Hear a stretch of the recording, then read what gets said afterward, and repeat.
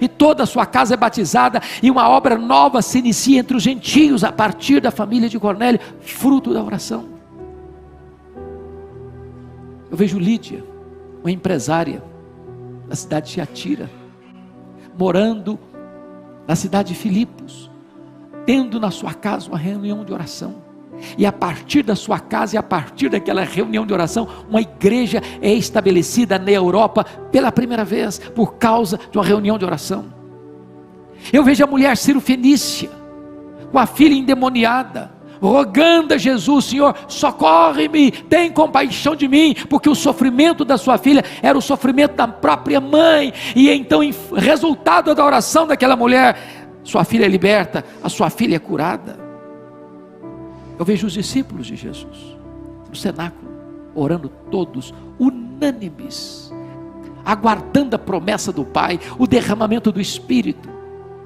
O Espírito Santo desce no Pentecoste para permanecer para sempre com a igreja, para revestir a igreja de poder, para o louvor da glória de Deus, avançando 10 dias, todos unânimes, em perseverança, e de repente, depois de 10 dias de oração, até chegar aos nossos dias, até chegar a você e a mim, eu encontro, irmãos, os crentes ao longo dos séculos orando, os pais da igreja orando, os pré-reformadores orando, os reformadores orando, os puritanos orando, os missionários orando, os avivalistas orando, esta igreja orando, você e eu orando, porque se você é de Deus, você é alguém comprometido com oração. Então, pensando nisso, eu gostaria de destacar algumas lições. Primeiro, a igreja cristã recebe poder, o poder do Espírito Santo, por meio da oração. Irmãos, nós precisamos desse poder. A igreja cristã não pode viver uma vida de santidade, e a igreja cristã não pode avançar na obra missionária, a não ser através do poder da oração. A obra missionária começa com os joelhos que oram. A obra missionária começa com os bolsos que contribuem. A obra missionária começa com os pés daqueles que vão. Mas tudo começa com oração. Evidência disso, Atos 1,14. Quando Jesus foi assunto aos céus, Ele disse para os seus discípulos: permanecei na cidade, até que do alto sejais revestidos de poder. Esta é a ordem. A igreja deve fazer a obra, mas antes de ir fazer a obra, a igreja precisa de revestimento de poder, e revestimento de poder só se recebe por meio da oração. Então eles perseveram, então eles oram, então eles unanimemente clamam a Deus, e diz a Escritura que como resultado dessa oração, o Espírito Santo é derramado. A igreja é cheia do poder, e a igreja avança na sua grande empreitada missionária. Eu vejo Atos 6,4, os apóstolos tomando a mais importante decisão, talvez, do livro de Atos. A igreja tinha sido perseguida e enfrentado a perseguição com oração.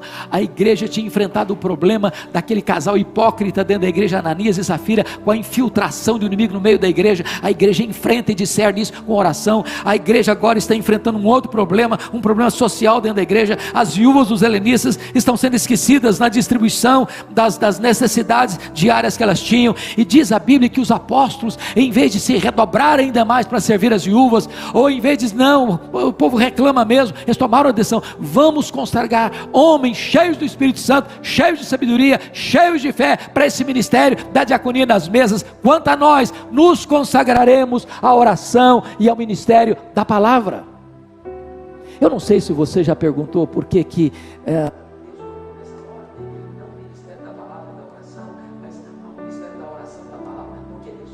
oração é o ministério da palavra, em vez de ministério da palavra e oração.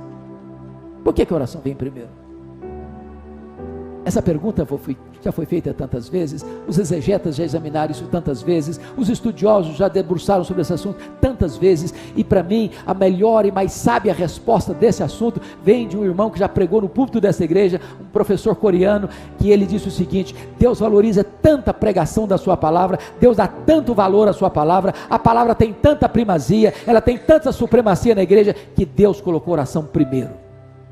Porque se você e eu não orarmos, não haverá virtude nem poder do Espírito Santo para pregarmos a palavra de Deus. Os apóstolos entender, vamos nos consagrar à oração e ao ministério da palavra. Mas em segundo lugar, irmãos, a oração é a base para o avivamento da igreja. Nós queremos avivamento, nós lemos sobre avivamento, nós visitamos lugares onde Deus trouxe avivamento, nós nos alegramos com os testemunhos daqueles irmãos nossos do passado que receberam avivamento, e nós oramos para que Deus faça de novo, ainda hoje, mas o avivamento vem em resposta à oração. Querem um exemplo? 2 Crônicas 7,14, se o meu povo, que se chama pelo meu nome, orar e me buscar, e se converter dos seus maus caminhos, então eu ouvirei dos céus, perdoarei os seus pecados e sararei a sua terra. Querem um outro exemplo? Isaías 44,3, porque derramarei água sobre o sedento, torrente sobre a terra seca, derramarei meu espírito sobre a tua posteridade, e a minha bênção sobre os teus descendentes. Em outras palavras, Deus manda a água é sobre o sedento, Deus manda as torrentes é sobre a terra seca, Deus manda o seu espírito é para uma igreja que tem sede dele, que quer a presença dele, que aspira a presença dele, que quer ver a manifestação da glória dele. E é quando a igreja ora, é quando a igreja tem sede de Deus, é quando a igreja aspira pela presença de Deus, é que Deus envia o poder do seu Espírito sobre ela. Pense comigo no Clube Santo, lá em Oxford, na Inglaterra. A Inglaterra estava uma igreja falida, fruto do racionalismo francês, do iluminismo europeu. Havia uma onda de ateísmo varrendo as igrejas, os pregadores não acreditavam mais na inerrância das escrituras, as igrejas estavam como que um vale de ossos secos, não havia vigor na igreja, não havia brilho nos olhos das pessoas, as igrejas se reuniam, mas não tinha gente nos bancos, os púlpitos completamente descomprometidos, pregadores pregavam sermões mortos para auditórios vazios e sonolentos, quando de repente Deus levantou um grupo de estudantes na Universidade de Oxford, para orar por avivamento. Lá estava John Wesley, lá estava George Whitefield, lá estava Carlos Wesley, e eles oraram, e eles confessaram os seus pecados, e eles buscaram a Deus, e eles choraram diante de Deus, e eles clamaram pelas madrugadas, e numa noite de vigília de 31 de dezembro de 1739, às 3 horas da madrugada, enquanto aqueles moços estudantes oravam, os céus se fenderam, Deus derramou sobre eles poderosamente o Espírito Santo, e este avivamento varreu toda a Inglaterra, centenas de milhares de pessoas convertidas, porque um grupo de estudantes começa a buscar a Deus em oração. Pensa comigo, irmãos, no que foi a igreja do tabernáculo em Londres, no século XIX. Charles Haddon Spurgeon tinha 12 mil pessoas que domingo após domingo se reuniam naquela igreja para ouvir aquele homem de Deus pregar a palavra. E quando alguém perguntou a Spurgeon qual é o segredo do sucesso, do crescimento, do vigor desta igreja, ele disse: é porque tem uma usina de poder nesta igreja. Toda segunda-feira essa igreja se reúne para orar, derrama-se diante de Deus em oração. Todo culto, quando eu estou pregando aqui, tem um grupo de irmãos aqui embaixo, orando, clamando, chorando, rogando a Deus para que revista esta igreja com o poder do Espírito Santo. Meus amados irmãos, não há poder, não há avivamento sem oração. Eu tive o privilégio de visitar Quassisabanto, na África do Sul, onde houve um dos grandes avivamentos deste século passado, 1966, e eu confesso aos irmãos que eu nunca vi, foi a experiência mais marcante da minha vida, no que tange a ver um sinal de avivamento. Nunca vi tanto ambiente de santidade, de beleza, da graça de Deus, como vi naquele local. Mas como é que começou? Com oração, com choro pelo pecado, com clamor à presença de Deus, até que o Espírito Santo foi derramado copiosamente, e os cativos foram libertos, e os enfermos foram curados, e os feiticeiros iam correndo, chorando, confessando os seus pecados. Eu vi ali um templo para 15 mil pessoas, numa fazenda, com 3 cultos por dia, e caravanas do mundo inteiro vendo ver o que Deus estava fazendo ali, fruto da oração. Mas em terceiro lugar, a oração, irmãos, é a base para a restauração de uma nação. Leia a história e você verá isso. E eu vou lhes dar um exemplo. Acho que todos vocês já ouviram falar de Edwin Orr. Edwin Orr talvez seja o homem que mais estudou sobre avivamento no século passado.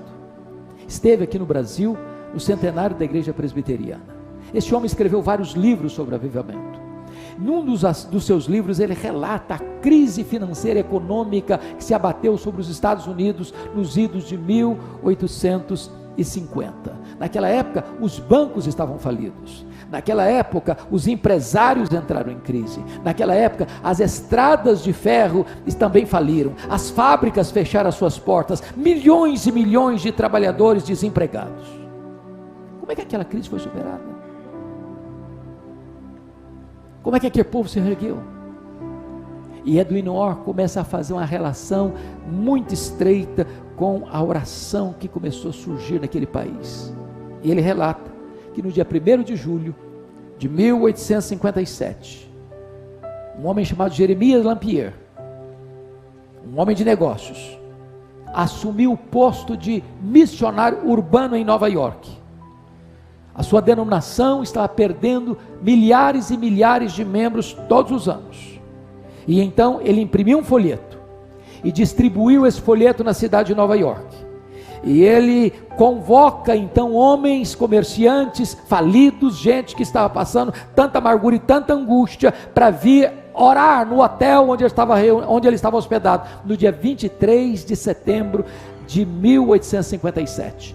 Na primeira semana, tinha 6 homens orando uma vez por semana com ele. Na segunda semana, 40 homens vieram orar com ele naquela sala de hotel.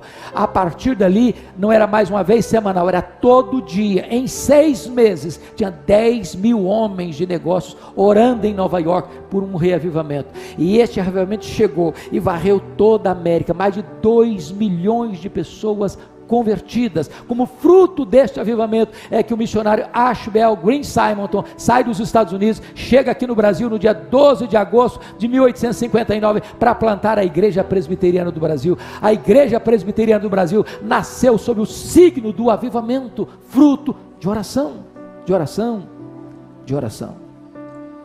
Mas ainda, irmãos, 4º lugar, a oração muda circunstâncias.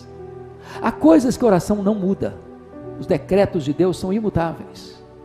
Mas há coisas que Deus só faz em resposta à oração. É por isso que Tiago diz assim: nada tendes, porque nada pedis. Deus é soberano, Ele podia agir independentemente da igreja, Ele podia agir sem qualquer oração, mas Ele, sendo soberano, resolveu dizer e decretar que algumas coisas só vão acontecer se o seu povo orar. Eu vou lhes dar alguns exemplos. Quando Moisés, em campo de batalha, estava lutando, o exército de Israel lutando contra os inimigos, diz a Bíblia que enquanto Moisés mantinha os seus braços estendidos, o povo de Deus prevalecia na batalha. Se as mãos dele caíam, cessando a oração, o povo era vencido pelos inimigos. Enquanto você ora, Deus tem vitória para a sua vida. Enquanto você ora, os inimigos são derrotados na sua vida. Enquanto você ora, Deus dá vitória para você nos embates da vida. Enquanto você ora, Deus conduz você em triunfo. Deixa eu lhe dar um segundo exemplo. Quando o rei Ezequias, entrincheirado pelo exército assírio, ameaçou o rei, e eu queria que vocês entendessem um ponto importantíssimo. Foi no período do rei Ezequias em Judá, em Jerusalém, que esse mesmo império assírio, que cerca Jerusalém agora, entrou em Samaria e destruiu o reino do norte. As 10 tribos do norte foram destruídas, foram tomadas, foram escravizadas, foram dispersas. Ele derrotou aquelas 10 tribos do norte. Agora ele vem para as 2 tribos do sul, e entrincheira Jerusalém, o mesmo império, dominador, expansionista, guerreiro, sanguinário, e eles eram perversos, ninguém podia detê-los. E eles mandaram uma carta afrontosa para o rei Ezequias: renda-se, renda-se, nenhum Deus pode livrar você das minhas mãos. E diz a Bíblia que Ezequias pega aquela carta afrontosa, leva para a casa de Deus, expõe aquele problema na presença de Deus, e Deus diz: Ezequias, você não vai ter que lutar, esta luta é minha. E diz a Bíblia que naquela noite saiu um anjo do Senhor e feriu 185.000 soldados assírios, e Jerusalém foi liberta pelo poder da oração. Da oração. Diz a Bíblia em Atos 12 que Pedro está sentenciado de morte, preso, guardado em segurança máxima na prisão de Herodes, mas diz a Bíblia que havia oração incessante da igreja em seu favor. E Deus mandou um anjo, rompeu as algemas, atravessou os portões de ferro e libertou Pedro, porque Deus pode o impossível quando o seu povo se prostra em oração. Deixa eu lhe dar um exemplo contemporâneo. Eu não sei quantos de vocês tiveram a oportunidade de ler um livreto que eu escrevi sobre mães intercessoras. Quem prefaciou aquele livreto foi Dona Eusa Lidório, mãe de Ronaldo Lidório. Ronaldo Lidório hoje, penso eu, é a maior expressão da obra missionária no Brasil e no mundo hoje. E a Dona Eusa conta uma história do que aconteceu com ele no prefácio desse livro. Ronaldo, acompanho desde a sua juventude, seu pai foi meu pastor, a nossa igreja, tanto aqui em Pinheiros quanto em Vitória, acompanha o ministério dele. E quando ele se formou no seminário de Recife, ele resolveu, antes de se formar no seminário de Recife, interrompeu os seus estudos e vai passar um período entre os Quechuas, no Peru, no meio do Sendero Luminoso. E havia um conhecimento real de que se alguns membros ou algum membro do Sendero Luminoso entrasse numa igreja e capturasse alguém, essa pessoa não sobreviveria. E ele está pregando numa igreja lá no Peru, entre os Quechuas, quando homens encapuzados do Sendero Luminoso entraram dentro da igreja e pegaram o Ronaldo e o colega dele, botaram um capuz neles e saíram com eles por paredão de fuzilamento. E o Ronaldo narra, e a Dona Eusa conta essa história, que enquanto está sendo levado, o coração dele está muito angustiado. Ele diz: meu Deus, eu estou angustiado, eu não estou preparado para morrer. Se eu não estou preparado para morrer, Senhor, então também eu não estou nem preparado para a tua obra. Então se o Senhor me quer que eu morra, então o Senhor me dê paz para morrer. E se o Senhor me dê paz para morrer, eu quero dedicar-me ainda mais à obra missionária. E ele foi levado para o paredão. Quando ele estava no paredão para ser fuzilado, chega um carro fazendo muito barulho, e alguém fazendo muito barulho, e ele não entende o que estão falando, e pegam o Ronaldo e arrancam dali. Seu colega é fuzilado, ele é poupado. Mas Dona Eusa conta que naquela madrugada, naquela noite, enquanto essas coisas estão acontecendo, ela sentiu um grande peso no coração, e ela se levantou da sua cama com esse peso. Meu Deus, eu não sei o que está acontecendo, me dê discernimento. E ela não sabia o que estava acontecendo. Ela disse: meu Deus, isso tem a ver com o meu filho que está lá. Então o Senhor põe os teus anjos acampados ao redor dele. Então o Senhor o proteja, Senhor. E naquele momento em que ele está sendo liberto do paredão do fuzilamento, tem uma mãe orando de joelhos pelo seu filho. Deus é o Deus que responde a oração. Deus é o Deus que traz livramento em resposta à oração. Mas em quinto lugar, irmãos, a oração nos capacita a enfrentar também os grandes dramas da vida. Eu não sei que tipo de drama você está enfrentando, que tipo de luta você está enfrentando, que tipo de decisão importante na vida você tem que tomar. Deus responde e traz livramento e portas abertas para você em resposta à oração. Está lá no Salmo 50, versículo 15. Invoca-me no dia da angústia, eu te livrarei e tu me glorificarás. Eu vejo Davi, essa é uma das cenas mais lindas da Bíblia. Davi está exilado em território filisteu. Seu sogro, rei Saul, quer matá-lo. E ele foge com 600 homens e as suas respectivas famílias. E é estabelecido na cidade de Ziclag. E de repente ele não está lá na cidade com seus homens, vêm os amalequitas. Eram os terroristas do deserto da época. Ninguém escapava das mãos daquelas pessoas. Eram os terroristas da época. E quando chegaram na cidade de Ziclag, botaram fogo na cidade, feriram a cidade, pegaram as mulheres, os filhos e as filhas e levaram todos cativos com eles. Quando Davi chega naquela cena, juntamente com seus homens, ele vê a cena, ele chora, até não ter mais forças de chorar. Os seus homens, aliados dele, se rebelam contra ele, querem matá-lo, por causa dos seus filhos e das suas filhas, que foram levados cativos. E naquela situação de desespero, de abandono, de oposição, diz a Bíblia, que Davi se reanimou no Senhor seu Deus, e caiu de joelhos, e orou, e disse: oh meu Deus, perseguirei o bando, alcançá-lo-ei. Em outras palavras: Senhor, eu vou deixar o inimigo tomar, me dar de goleada, eu vou aceitar paciência, passivamente a decretação da derrota, ou eu vou reagir. E Deus diz para ele: reage, Davi, porque tudo que o inimigo tomou de você, você vai trazer de volta. E ele ora, e Deus muda o cenário, e eles entram na peleja, e derrotam o inimigo, e tomam de volta seus filhos, suas filhas, suas mulheres, e seus bens, fruto da oração. Mas deixa eu lhes dar um exemplo mais contundente, o exemplo de Jesus. Diz a Bíblia que quando Jesus entrou no Getsemane, depois de inaugurar a nova aliança em seu sangue, partiu o pão, entregar o cálice, ele cantou um hino, e desceu para o monte das oliveiras, onde estava o jardim do Getsemane, prensa de azeite. Ele sabia que aquela seria a noite da traição, ele sabia que aquela seria a noite que ele seria preso, ele sabia que naquela noite ele seria entregue nas mãos dos sacerdotes, ele sabia que naquela noite ele seria cuspido e esbordoado, ele sabia que naquela noite ele seria acusado, condenado à morte. E quando ele entra no Getsemane, ele deixa 8 dos seus discípulos para trás, e ele pega Pedro, Tiago e João e diz: vocês vêm comigo. E quando ele está com esses 3 discípulos mais achegados, ele abre o coração para eles e diz assim: a minha alma está profundamente triste até a morte, ficai comigo, vigiai comigo. E diz a Escritura que ele sozinho avança para o interior do jardim, e lá ele prostra-se com o rosto no chão, e ora e chora, e ora e chora, e ora e chora, e diz: Pai, se possível passe de mim este cálice sem que eu beba, mas se não seja feita a tua vontade. Ele faz uma vez, ele faz 2 vezes, ele faz 3 vezes, ele alaga aquele chão com as suas lágrimas e com o seu sangue, mas quando ele se levanta dos joelhos, não tem mais angústia, a angústia foi embora, ele se levanta forte, firme, resoluto.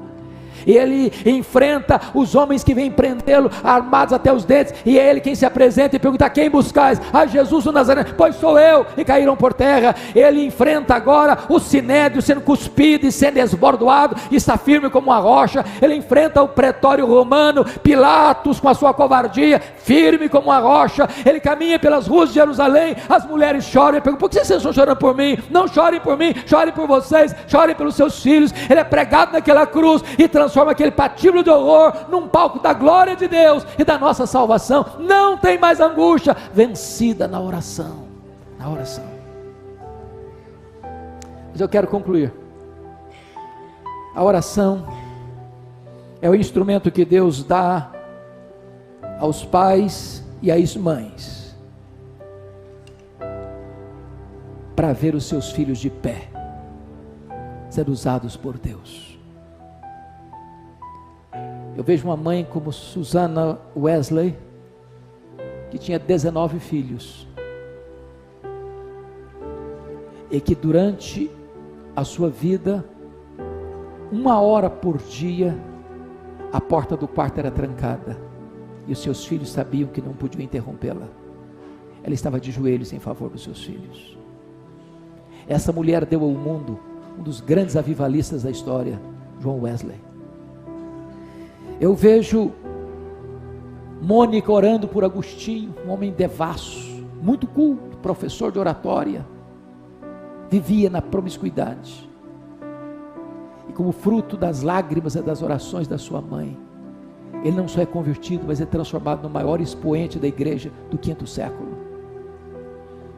Eu vejo Abraham Lincoln, um grande estadista americano, afirmar: um filho que tem uma mãe que ora por ele, nunca é um filho pobre. Eu vejo um pastor batista, o pastor Tim Simbala, vendo a sua filha primogênita, adolescente, sair de casa, querendo curtir os banquetes do mundo, e o pai chorando em casa, e alguém ligando para ele diz: desista dessa menina, desista dessa filha, ela não está nem aí com você. Ele diz: não posso abrir mão da minha filha, eu não posso desistir da minha filha. E então a igreja ora, e a igreja chora, e a igreja clama por ela, e Deus vai ao encontro daquela menina, desperta o coração dela, e ela volta quebrantada em lágrimas, de volta para casa, de volta para a igreja, de volta para Deus.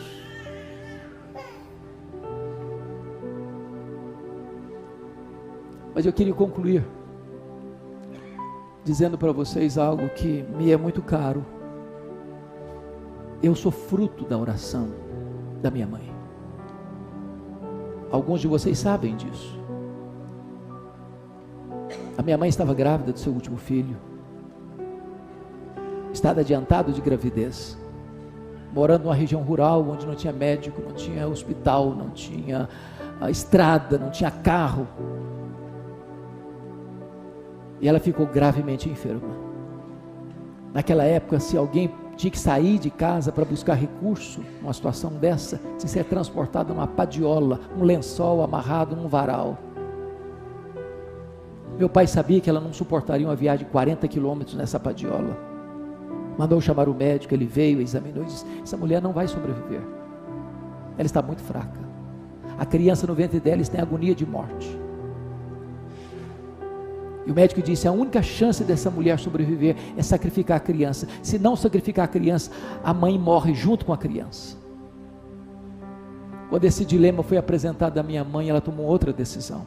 Ela disse: eu não abro mão desse filho, estou pronta a morrer com ele, eu estou pronta a morrer por ele, mas eu não desisto dele.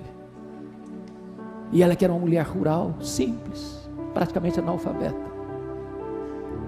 caiu de joelhos, diz: meu Deus, se tu poupares a minha vida, se tu poupares o meu filho, eu quero consagrar esse filho para ti, para ser um pastor, para ser um pregador do evangelho. Deus ouviu a minha mãe, e eu nasci na roça. Fui calçar meu primeiro par de sapatos com 8 anos de idade. Saí de casa com 12 anos, na carroceria de um caminhão, para estudar, morando num barraco de tábua, dentro de um mangue, do lado de um prostíbulo.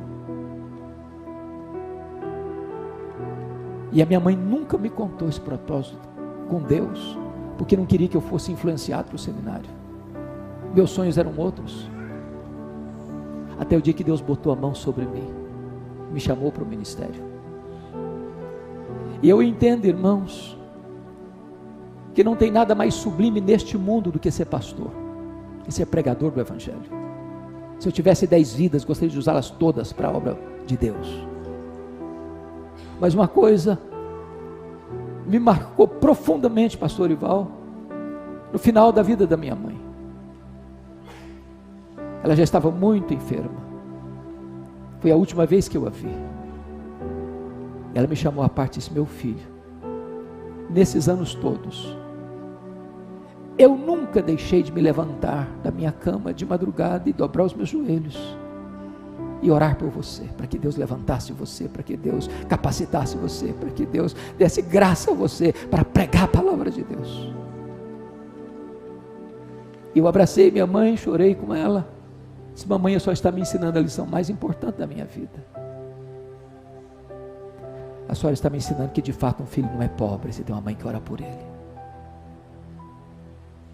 Deus responde a oração de uma mãe, de um pai, e Deus levanta os seus filhos para serem bênção nessa geração. Nós precisamos conhecer o Deus que tem poder e o Deus que responde às orações do seu povo.